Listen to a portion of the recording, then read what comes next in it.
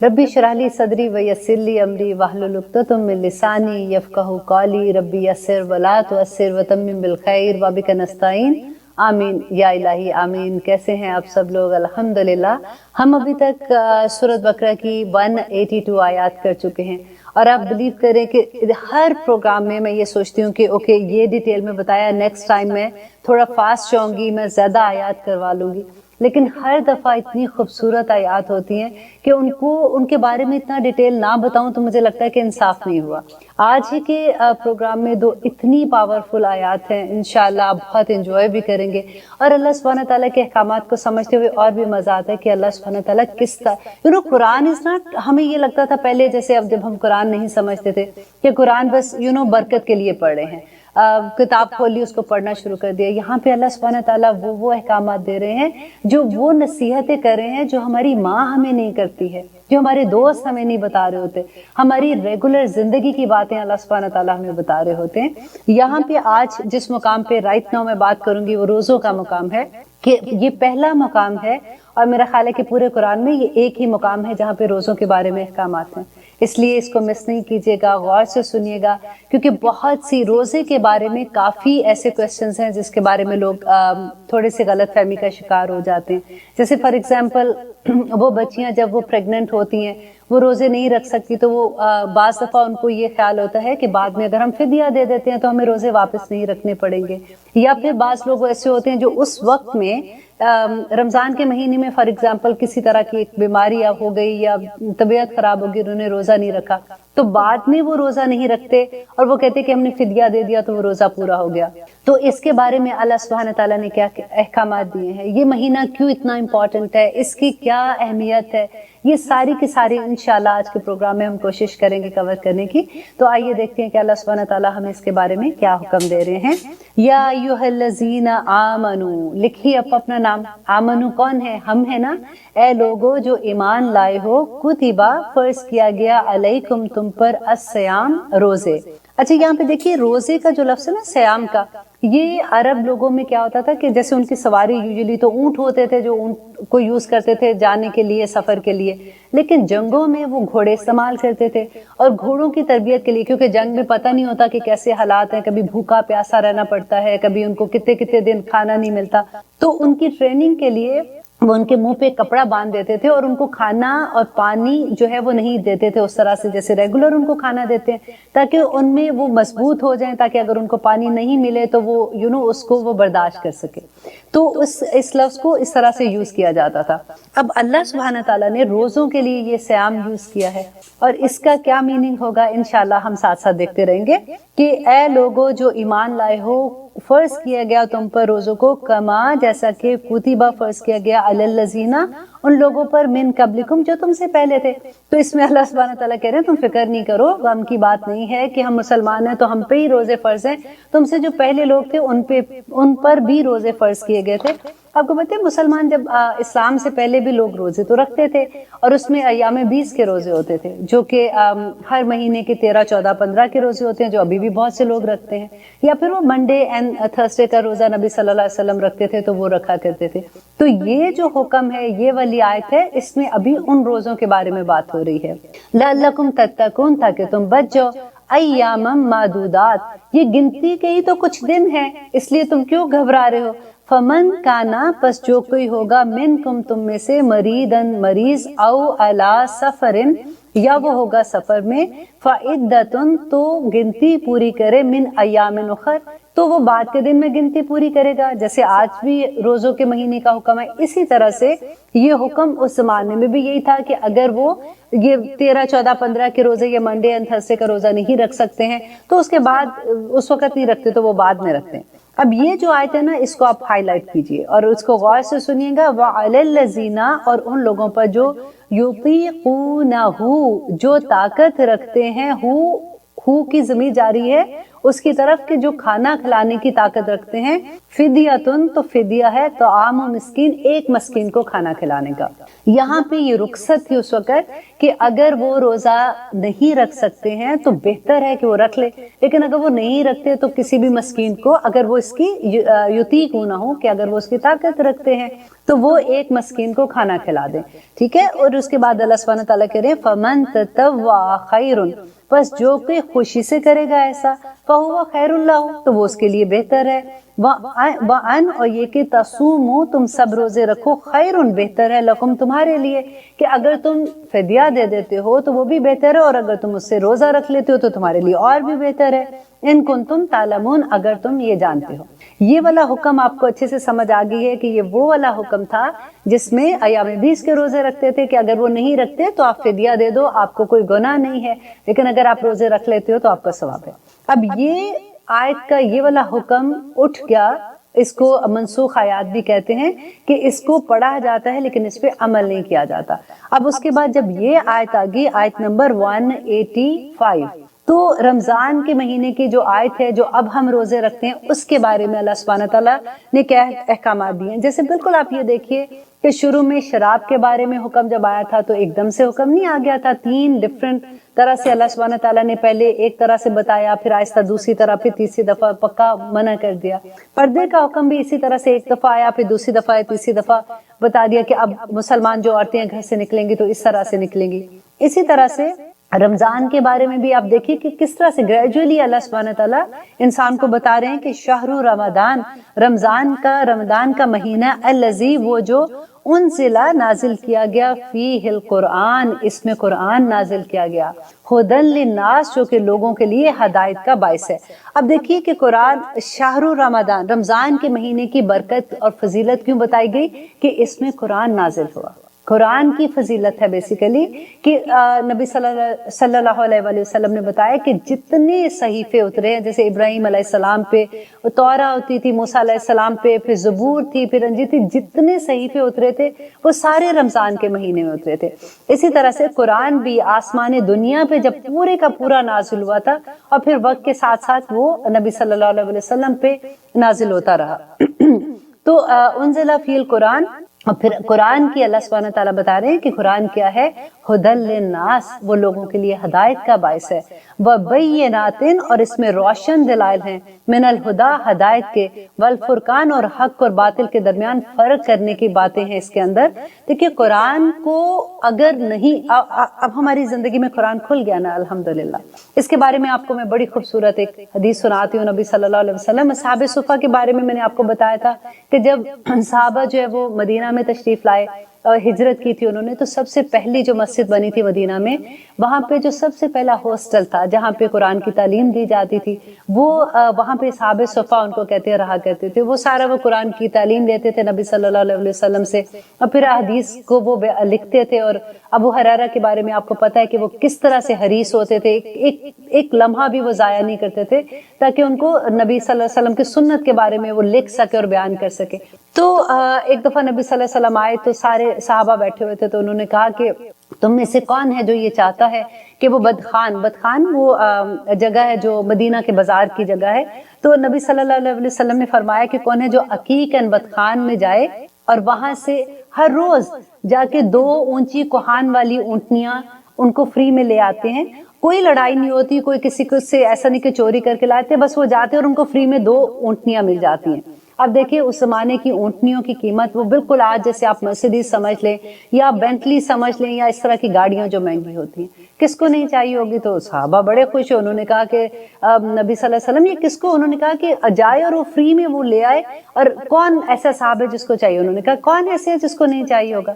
تو آپ نے کہا کہ پھر مسجد میں جاؤ اور جا کے کوئی بھی 2 آیات قرآن پاک کی جو تلاوت کرتا ہے اور دوسروں کو سکھاتا ہے، اس کا اجر اس سے بھی زیادہ ہے کہ اس کو 2 اونٹنیاں مل جائیں. جو 3 سکھائے گا اس کو 3 اونٹنیاں، جو 4 سکھائے گا اس کو 4 اونٹنیاں، اور جس کا جتنا پھر ظرف ہوگا وہ اتنا اس کو لے گا اور اس کو اتنا زیادہ ثواب ملے گا. الحمدللہ. اور یہ مسجد میں جانے کی رغبت دلانے کی بات تھی.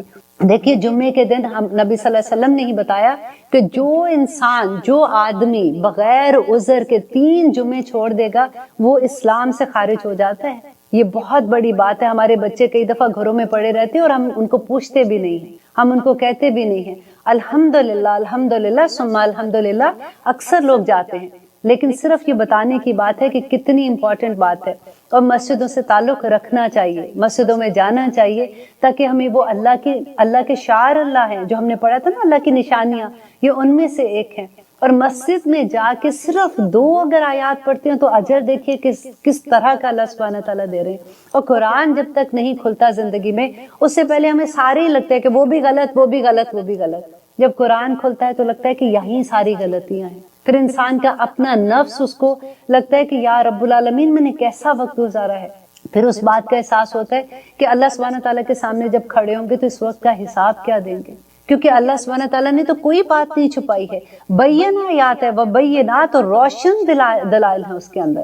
اللہ سبحانہ تعالیٰ سورۃ آل عمران کے شروع میں کہتے ہیں کہ قرآن میں بینہ آیات ہیں اور اس میں محکم آیات ہیں, اور اس میں کچھ آیات ایسی ہیں جو شبہ والی ہیں, مشتبہ آیات ہیں, اور اس میں وہی کجی تلاش کرتے ہیں جن کے دلوں میں کجی ہے, اور اس کی اصل تلاش کرنے کی کوشش کرتے ہیں جبکہ اصل اللہ سبحانہ تعالیٰ کو پتہ ہے. اب وہ ایسی آیات ہیں کہ اگر ان کی ریگولر زندگی میں عمل کرنے میں اس کا کوئی ہاتھ نہیں ہے. وہ ایسی آیات ہیں جو غائب سے جن کا تعلق ہے, اگر آپ کو نہ بھی پتہ چلے تو آپ کو کوئی فرق نہیں پڑے گا, لیکن لوگوں نے اس میں ڈھونڈنا ہوتا ہے. آج ہی مسجد میں جب میں جمعے کے بعد نکل رہی تھی تو مجھے ملی عورت, اور انہوں نے کہا کہ عائشہ I have a question, کہ مجھے کسی نے یہ پوچھا کہ قرآن میں لا الہ الا اللہ کا تو ذکر ہے, محمد رسول اللہ نہیں لکھا ہوا, یہ ہم نے خود ایڈ کیا ہوا ہے. تو میں اتنا حیران ہوتی ہوں, دیکھو یہ ہم مسلمان ہیں, ہمارے پاس ایجوکیشن کا یہ حال ہے کہ وہ پڑھی لکھی, بہت پڑھی لکھی عورت ہیں, اور مطلب وہ ایسے کویسچن پوچھ رہی تھی. تو میں نے ان کو کہا دیکھیں لا الہ الا اللہ ایک اپنی جگہ پہ اللہ سبحانہ تعالیٰ نے بیان کیا, اس کا مطلب کیا ہے کہ نہیں ہے کوئی معبود سوائے اللہ سبحانہ تعالیٰ کے. جب ہم اسلام کے فولڈ میں آتے ہیں, جب نبی صلی اللہ علیہ وسلم کے زمانے میں لوگ اسلام میں آتے تھے تو کیا عہد کرتے تھے؟ یہ عہد ہے نا کلمہ, کہ میں عہد کرتا ہوں کہ اللہ سبحانہ تعالیٰ کے سوا کسی کی عبادت نہیں کروں گا, کیونکہ وہ بتوں کی پوجا کرتے تھے, رائٹ, یا کسی کی بھی, بس میں اللہ کی عبادت کروں گا. اور میں اس بات پہ بلیو کرتا ہوں کہ نبی صلی اللہ علیہ وسلم جو ہے یہ اللہ کے رسول ہیں, کیونکہ انہی کے تھرو تو اسلام ہم پہ آیا ہے. اگر ہم اس پہ بلیو نہیں کریں گے, ہم قرآن پہ کیسے بلیو کریں گے, ہم نماز پہ کیسے کریں گے, ہم کس چیز پہ بلیو کریں گے؟ آپ مجھے یہ بتائیے. اتنی آسان سی بات ہے اور اسی کو لے کے فتنہ کریٹ کر دیتے ہیں لوگ. آپ دیکھیں یہ باتیں سنی ہوئی ہوتی ہیں. آج کا بہت بڑا فتنہ ہے, لوگ حدیث سے انکار کرتے ہیں. لوگ کہتے ہیں نہیں حدیث میں کچھ نہیں, یہ تو بعد میں لکھی گئی, 300 سال بعد میں لکھی گئی تھی, اس میں ٹروتھ کوئی نہیں ہے. وجہ کیا ہے؟ آپ کو پتہ ہے وجہ کیا ہے؟ کہ ہمارے پاس علم نہیں ہے. جب تک میں نے حدیث نہیں پڑھی تھی تو مجھے بھی یہ لگتا تھا کئی دفعہ کہ پتہ نہیں اب یہ جو بات کہہ رہے ہیں, کیونکہ علم کوئی نہیں تھا, ہم نے تو دوسروں سے سنا ہے نا. اگر ایک عالم سے سنتے ہیں دوسرے کو سن لیں گے, جو ہمیں سمجھ آتی ہے اچھا یہ حدیث ہے یہ حدیث ہے, لیکن کون سی حدیث کس لیول کی ہے, چین کا کیا مطلب ہے, متن کا کیا مطلب ہے, ڈیٹیل کیا ہے, اس میں اپنا فتویٰ کیا ہے, اس میں صحابی کا قول کیا ہے, نہیں پتا ہوتا. تو اسی لیے تو ایسی باتیں ہو جاتی ہیں. اللہ سبحانہ تعالیٰ کہتے ہیں دنیا کے علم کے ساتھ میرا یہ قرآن کا کتنا کیا ہے, 30 پارے, صرف 30 باب ہیں صرف. شیطان اتنا مشکل کر دیتا ہے کہ نہیں سمجھ آنی, نہ پڑھو اس کو, کیا سمجھ نہیں آتی ہے. اب دیکھیں میں ڈیٹیل آپ کو بتاتی ہوں کیونکہ الحمدللہ اس میں آپ حدیث بیان ہو جاتی ہے, اس میں نبی صلی اللہ علیہ وسلم نے کیا کہا. لیکن ایسا تو نہیں ہے کہ لفظوں سے سمجھ نہیں آ رہی کہ اللہ سبحانہ تعالیٰ کیا چاہتے ہیں. یہ تو موٹیویٹ کرنے کے لیے تفسیر ہوتی ہے کہ جو انسان اس کو سن رہے ہوتے ہیں وہ موٹیویشن ہوتی ہے, او اچھا اتنا ثواب ملے گا, صحابہ یہ کرتے تھے, نبی صلی اللہ علیہ وسلم یہ کرتے تھے, اسلاف یہ کرتے تھے, ہم بھی کر سکتے ہیں, ہم بھی انسان ہیں. اسی لیے تفسیر بیان کی جاتی ہے. لیکن اس میں کیا سمجھ نہیں آ رہی ہے کہ اللہ سبحانہ تعالیٰ ہمیں کیا کہہ رہے ہیں؟ سب آتی ہے سمجھ, جب عمل کرنا ہوگا تو ہمیں سب سمجھ آ جائے گی. اب آگے دیکھیے اللہ سبحانہ تعالیٰ کہہ رہے ہیں فمن شاہدہ, بس جو کوئی چاہے. آئیے لیتے ایک چھوٹی سی بریک, انشاءاللہ اس کے بعد اس آیت کو کمپلیٹ کرتے ہیں. آپ دیکھ رہے ہیں قرآن میری زندگی, ہم کر رہے ہیں آیت نمبر 185 کہ فمن شاہدہ, پس جو کوئی موجود ہو, منکم تم میں سے, الشہر اس مہینے میں, فلیصم ہو تو اس کو چاہیے کہ روزے رکھے. ٹھیک ہے. اب انڈرلائن کیجئے اس کو کہ اللہ سبحانہ تعالیٰ کا حکم کیا ہے کہ جو کوئی موجود ہو اس مہینے میں اس کو چاہیے کہ روزے رکھے، پیریڈ. ٹھیک ہے. پھر اللہ سبحانہ تعالیٰ کی محبت دیکھیے کہ آگے کہہ رہے ہیں ہاں لیکن وَمَنْ كَانَ مَرِيدًا، اگر کوئی ہو بیمار، او عَلَى سَفَرٍ، یا وہ ہو سفر پر، فَعِدَّةٌ، تو گنتی پوری کرے، من ایام اخر، بعد کے دن میں. اب ایسا تو نہیں ہمیں سمجھ نہیں آ رہی ہے کیا ہے، سیدھی سی بات ہے کہ اگر کوئی بیمار ہوتا ہے یا وہ سفر میں ہوتا ہے، دیکھیں بیماری بھی ڈفرینٹ ہوتی ہے. اگر تو وہ اس ایک مہینے میں سرٹن ٹائم میں کبھی سر میں اتنی درد زیادہ ہو گئی کہ ہم نہیں رکھ سکتے، بخار آ گیا، فلو بہت تیز ہو گیا، کوئی بھی کسی قسم کی بیماری ہے جو کہ تھوڑے دن ہے، اس کے بعد وہ ٹھیک ہو جانی ہے. جب وہ ٹھیک ہو جاتی ہے، واپس صحت آتی ہے، تو دوبارہ روزے رکھنے پڑیں گے جتنے آپ کے چھٹے ہیں. اگر آپ سفر میں ہیں تو آپ کو رخصت ہے، آپ نہ رکھیں، اس کے بعد آپ نے رکھنے. لیکن آج کل یہ بھی کوشچن ہے کہ آج کل تو سفر اتنی آسان ہے تو پھر کیا.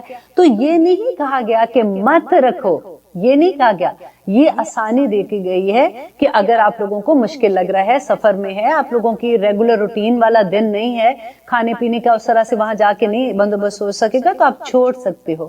ٹھیک ہے. فَعِدَّةً مِنْ أَيَّامٍ أُخَرَ. اب اس میں آپ کو یہ بھی بتاتی ہوں کہ بعض دفعہ بہت سے لوگ ایسے ہوتے ہیں کہ اگر ان کو لگتا ہے کہ تھوڑی شوگر اوپر نیچے ہو جاتی ہے تو ان کو لگتا ہے نہیں میں تو روزے نہیں رکھ سکتی ہوں. ٹھیک ہے. لیکن اگر میں آپ کو ایک سجیشن دے سکتی ہوں کہ اگر آپ ایسے کریں کہ جن کو اتنی بہت ایسی بیماری نہیں ہے، جیسے ریگولر تھوڑی بہت بیماریاں لگی ہوتی ہیں ہم لوگوں کے ساتھ، تو وہ صبح اٹھیں، روزہ رکھیں اور یہ نیت کریں کہ یا رب العالمین اگر میری صحت نے اجازت نہ دی اور مجھے لگا کہ میرے لیے ٹھیک نہیں ہے تو میں روزہ توڑ لوں گی.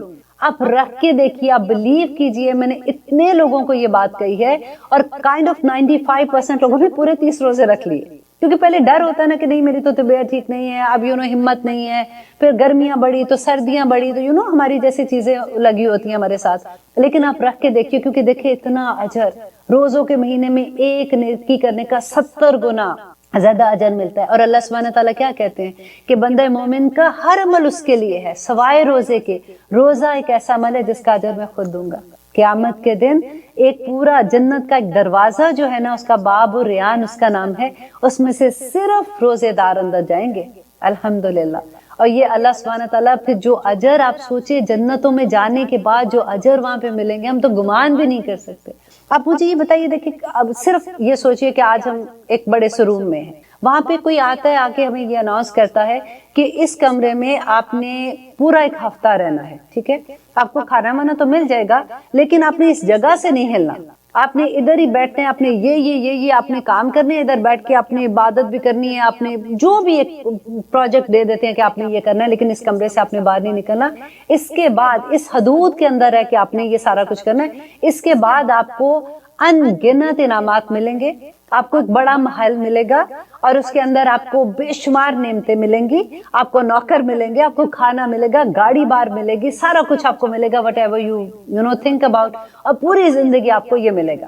آپ مجھے بتائیے کون بندہ ہے جو ایسے نہیں کرے گا؟ میں تو بیٹھ جاؤں گی آرام سے، بلکہ فون کر کے باقیوں کو بھی بلا لوں گی کہ آجو یہ بڑی اچھی ڈیل مل رہی ہے. تو ایگزیکٹلی یہی چیز اللہ سبحانہ تعالیٰ ہمیں سمجھا رہے ہیں. دنیا کی زندگی کچھ بھی نہیں ہے. اللہ سبحانہ تعالیٰ کہتے ہیں کہ اس کی حقیقت مچھر کے پر کے اوپر جو ایک پیراسائٹ ہوتا ہے نا، اس کے مطابق بھی نہیں ہے. کچھ بھی نہیں ہے دنیا کی زندگی. اور اس دنیا میں اس بیکار سی چیزوں میں آپ اگر اچھا عمل کر لو گے، اللہ کو راضی کر لو گے، تو وہ ان گنت انعامات ملنے والے ہیں. میں اپنے امپلائیز کو، ہماری میٹنگ ہوتی ہے ایوری منڈے کو، تو میں ان کو یہ بات کہہ رہی تھی کہ دیکھو آپ لوگ جب جاب کرتے ہو، آپ 10 to 7 ہمارے کام اوپن ہوتے ہیں، تو ایسے تم لوگ عورتیں جتنی بھی ہیں، کیونکہ لیڈیز اونلی کام ہے، تو 10 to 7 آپ لوگ کام کرتے ہو، تو 10 to 7 7 8 9 10 تو کتنے آورس، 9 آورس تو ہو جاتے ہیں نا. اس کے بعد میں نے کہا گھر سے تم لوگ نکلتے ہو، اب دن تو ہمارا 24 آور کا ہے. 24 آور کو اگر آپ آدھا کر لو، 12 گھنٹے رات کے کام ہوتے ہیں، چلو سو گئے، اٹھ کے رات کی جو بھی کام ہے، دن میں ہمیں اگر 12 گھنٹے ملتے ہیں تو آپ سوچیں 9 گھنٹے وہ.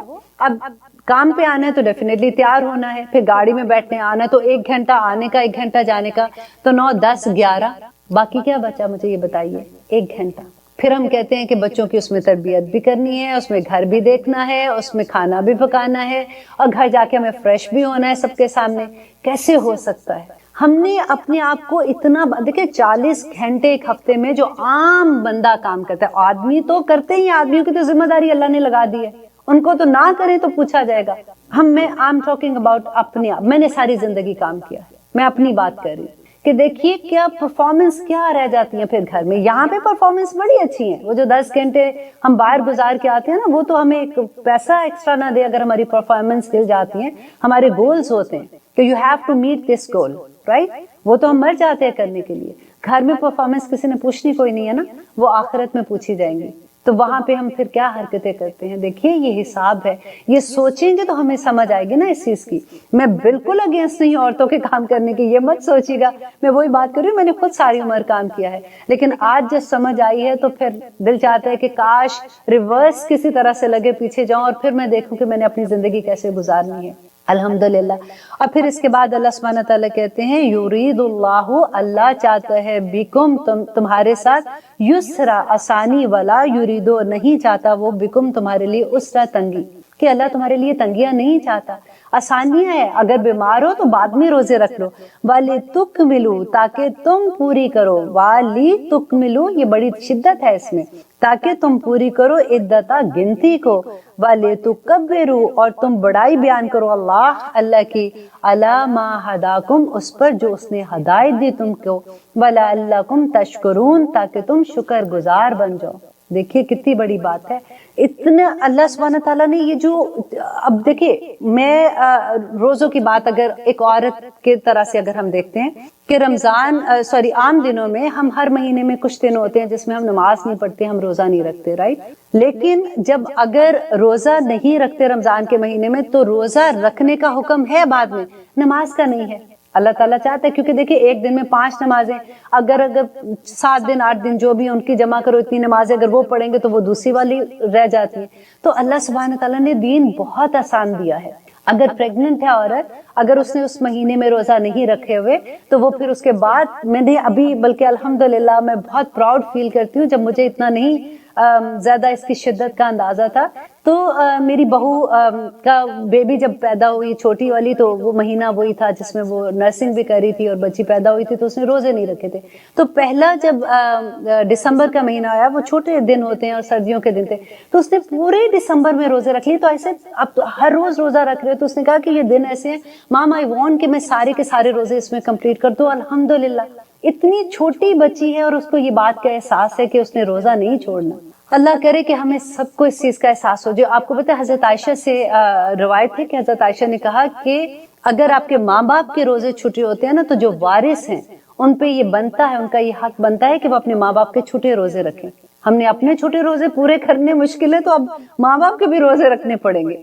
اس لیے اب آپ دیکھیے کہ اپنے کب سے آپ اپنے کاؤنٹ کر سکتے ہیں کچھ, کہ اتنے سال میں میرے روزے چھٹے ہوں گے اور اب تک میرے اتنے روزے چھٹے ہوئے ہیں. تو آپ اس کو مارک کر لیں کہ اتنے, آپ منڈے اینڈ تھرسڈے کا بھی اگر روزہ رکھنا شروع کریں گی تو آپ اس کو کاٹتے جائیں, آپ اپنے روزے پورے کر سکتے ہیں. کیوں یہ اس کی چھوٹ نہیں ہے, آپ ڈیفینیٹلی. اچھا, آپ دوسری طرف ہے فدیے کا, کہ وہ لوگ جو روزہ رکھ ہی نہیں سکتے. نمبر 1 ایک تو بڑھاپا, وہ تو مسلسل ایسا نہیں ہے کہ آج بڑھاپے تو کل جوانی آ جائے گی تو پھر روزہ رکھ سکتے ہیں, تو روزہ نہیں رکھ سکتے. پھر ویسے لوگ جو بوڑھے ہیں وہ فدیہ دے سکتے ہیں تاکہ اللہ سبحانہ تعالیٰ کے پاس اجر مل جائے گا انشاءاللہ اس کا بھی. یا کوئی ایسی بیماری ہے جس کا پتہ ہے کہ اس کے بعد بھی یہی حالت رہے گی, تو اس کے لیے آپ دے سکتے ہیں. تو اس لیے یہ چیزوں کا خیال رکھنا چاہیے. اور سب اپنی اگر پیرنٹس زندہ, ان کو کہیے کہ اپنے حساب کر کے ابھی سے روزہ رکھے یا فدیہ دے دے, کیونکہ ابھی اجازت ہے نا ان کو کہ فدیہ دے دے تو ان کا پورا ہو جائے گا, کیونکہ اب وہ بوڑھے ہو گئے ہیں, رائٹ. لیکن اگر وہ نہیں رہتے تو بہت خوبصورت بات ہے, اپنے ماں باپ کے لیے اولاد صدقہ جاریہ ہوتی ہے, کیونکہ وہاں ان سے یہ کویسچن پوچھا جائے گا روزوں کے لیے. تو ہم اگر روزہ ان کی جگہ پہ رکھیں گے تو الحمدللہ اس کا بہت اجر ان کو ملے گا وہاں پہ. روزہ جو ہے نا وہ ایک ٹریننگ سیشن ہے. ابھی آ رہے ہیں, 1 مہینہ تو صرف رہ گیا ہے. یہ ٹریننگ سیشن ہے. کس چیز کا ٹریننگ سیشن ہے؟ اب دیکھیے کہ جب ہم روزے میں ہوتے ہیں, ہمیں بھوک لگتی ہے, پیاس لگتی ہے, تو ہر کوئی تو نہیں ہمیں دیکھ رہا ہوتا. ایسا تو کبھی نہیں ہوتا کہ ہم کمرے میں جائیں اور جا کے چپ کر کے پانی پی لیں یا منہ میں کوئی چیز کھانے کی ڈال لیں تاکہ بہت پیٹ میں ایسا لگ رہا ہے کہ بھوک لگی ہے تو ہم کھا لیں. نہیں کھاتے نا. ہمیں یہ ہمارے اندر ہوتا ہے کہ ہم نے کمٹمنٹ ہے ہماری اللہ سبحانہ تعالیٰ سے, and Allah is watching me. اب دیکھیے یہی ایک چیز ہم پورا مہینہ پریکٹس کرتے ہیں. یہ روزہ جو یہ مہینہ ہے نا، یہ پریکٹس کروانے کا مہینہ ہے تاکہ اگلے 11 مہینے ہم اس کو عمل میں لا سکیں. اگر ایک مہینے ہمیں اس بات کی پریکٹس ہو جائے کہ اللہ از واچنگ می، جب میں نے پانی نہیں پینا، میں نے کھانا نہیں کھانا، تو پھر اگر اللہ نے منع کیا کہ روزے میں لڑنا نہیں ہے، میں نے کسی سے سخت بات نہیں کرنی because Allah is watching me, میں نے کسی کے بارے میں چغلی نہیں لگانی because Allah is watching me, right. روزہ کیا ہے؟ اگر یہ چیز کی پریکٹس ہو جائے گی اور پورے اگلے رمضان، پورے اگلے 11 مہینے میں یہ عمل میں آ جائے گی، تو آپ سوچیں کہ ہم کس لیول پہ جا سکتے ہیں. روزہ صبر ہے، کھانے پہ صبر ہے، پینے پہ صبر ہے، غصے میں صبر ہے، تھکاوٹ پہ صبر ہے، نیند پہ صبر ہے، نماز پہ صبر ہے، رات کو جاگنے پہ صبر ہے. صبر صبر صبر صبر. اور پھر 11 مہینے کے اوپر اس کو اپلائی کرنا ہے کہ اگر ہم نے اس میں صبر کر لیا تھا تو اب ہم نے اس کو اپلائی بھی تو کرنا ہے نا. روزے دار کے منہ کے، اللہ سبحانہ تعالیٰ کہتے ہیں کہ روزے دار کے منہ کی بو جو ہے وہ اللہ سبحانہ تعالیٰ کو مشک کی خوشبو سے زیادہ پسند ہے. الحمدللہ. اور روزوں میں ہی وہ مہینہ آتا ہے، وہ وقت آتا ہے، وہ رات آتی ہے جس کو لیلۃ القدر کہتے ہیں. الحمدللہ، جو 1000 سالوں سے بہترین رات ہے، 1000 سالوں سے. اس رات تنزل الملائکۃ والروح فیہا باذن ربہم من کل امر. کیسے کیسی چیزیں اللہ سبحانہ تعالیٰ نے ہمیں عطا کی ہے. دعا کرتے ہیں کہ یا رب العالمین، سب سے پہلے تو یہ بات ہے کہ ابھی تو ایک مہینہ پڑا ہوا ہے، یا رب العالمین ہمیں وہاں تک پہنچا دینا، ہمیں صحت، تندرستی، ایمان کی دولتوں کے ساتھ ہمیں رمضان کا مہینہ عطا کرنا. ہمیں تو اپنے اگلے لمحے کا بھی نہیں پتا، اور اگر ہمیں یہ مہینہ مل جاتا ہے تو یا رب العالمین اس مہینے ہمیں ایسا بنا دینا کہ رمضان کے آخر میں ہمارے سارے گناہ معاف ہو جائے اور ہم ایک نئے بچے کی طرح، ایک نئے پیدا ہوئے بچے کی طرح اپنے اگلے دن گزارے. انشاءاللہ رمضان میں آپ کو رمضان کی جو بک ہے روزوں کی وہ بھی کرواؤں گی. یہ روزے کے لیے اللہ سبحانہ تعالیٰ، کیونکہ یہ موٹیویشن ہوتی ہے. جب ہم عبادت کر رہے ہوتے ہیں تو ہم دیکھتے ہیں کہ اچھا نبی صلی اللہ علیہ وسلم کی عبادت کیسی تھی، پھر ہمیں ہوتا ہے یا اللہ وہ تو نبی تھے، ان کو تو عبادت اتنی انہوں نے کی، تو پھر ہم تو انسان، ریگولر انسان ہیں. پھر ہم صحابہ کو دیکھتے ہیں، پھر ہم تابعین کو دیکھتے ہیں، پھر ہم تبع تابعین کو دیکھتے، اسلاف کو دیکھتے ہیں کہ ان کی عبادتیں کیسی تھی. امام شافعی کے بارے میں پڑھی تھی، اللہ اکبر، کہ روزوں میں وہ 60 قرآن ختم کرتے تھے. کیسے؟ ایک دن میں آپ سوچیں، ایک قرآن، اور ایک رات میں 30 دن ہی ہوتے ہیں نا، وہ پورا قرآن ختم کرتے تھے. اللہ اکبر، کیا کرتے تھے یہ. امام ابو حنیفہ کے بارے میں پڑھی تھی کہ 40 سال تک انہوں نے جو عشاء کے وقت میں وضو کیا، فجر تک وہ اس وضو کی حالت میں ہوتے تھے اور پوری رات کا قیام کرتے تھے. اللہ اکبر. دیکھیے یہ ہمیں جب ایسے پتہ چلتا ہے پھر دل چاہتا ہے کہ اللہ بس روزے آئیں گے تو اس دفعہ میں نے کرنا ہے. روزہ مہمان ہے، روزے کی آمد ہے. جب مہمان گھر میں آتے ہیں تو ہم کیا کرتے ہیں؟ ہم گھر صاف کرتے ہیں نا، جو انہوں نے آنا کھانا پکاتے ہیں، تیاریاں کرتے ہیں ان کے لیے. تو اب ہم نے روزہ آیا تو ہم نے کیا کرنا ہے؟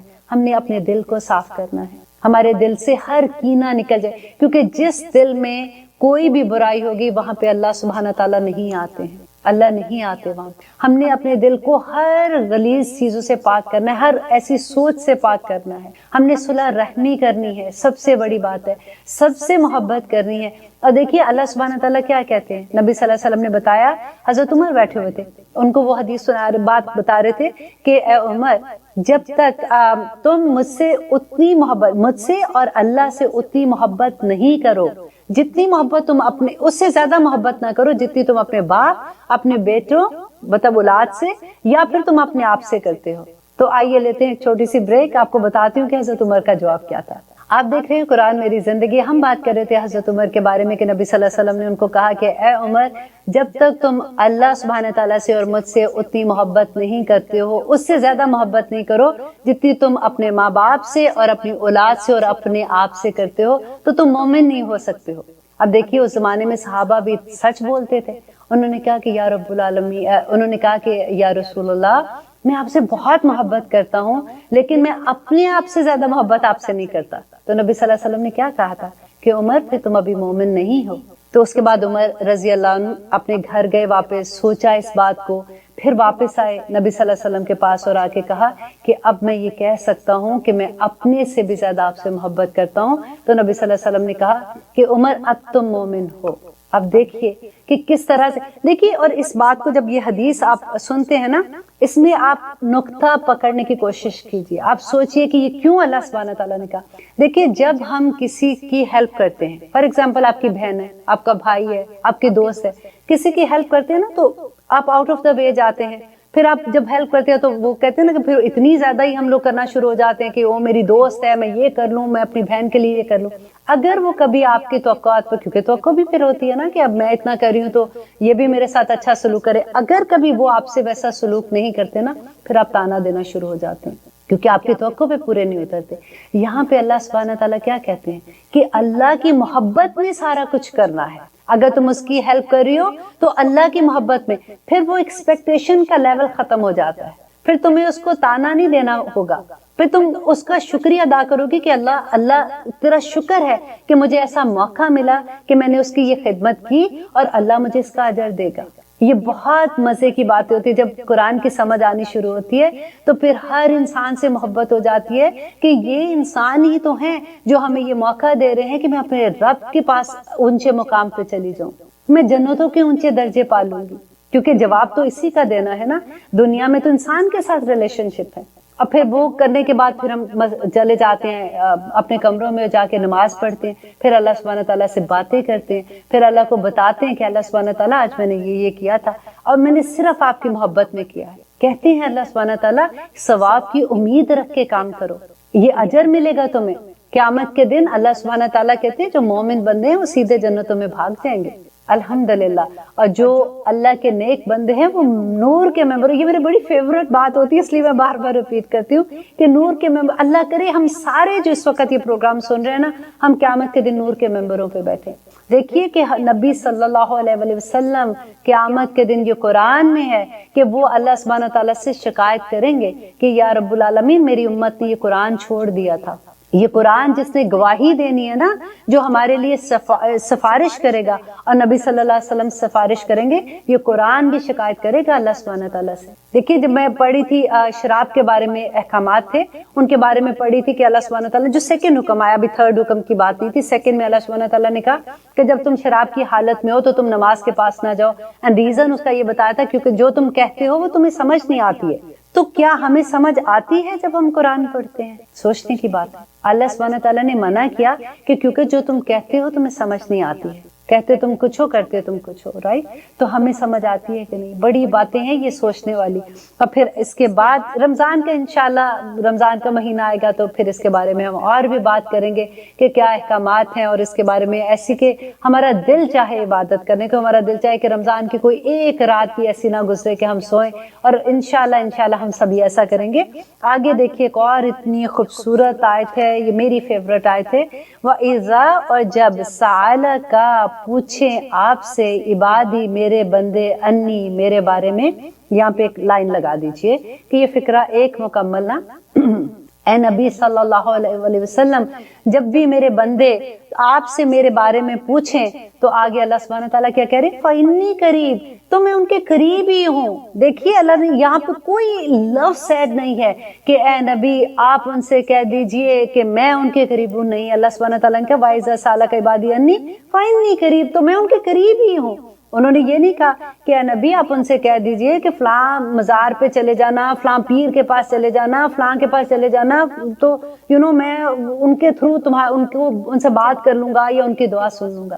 سوچئے اس آیت کو، فَإِنِّي قریب، تو بے شک میں ان کے قریب ہی ہوں.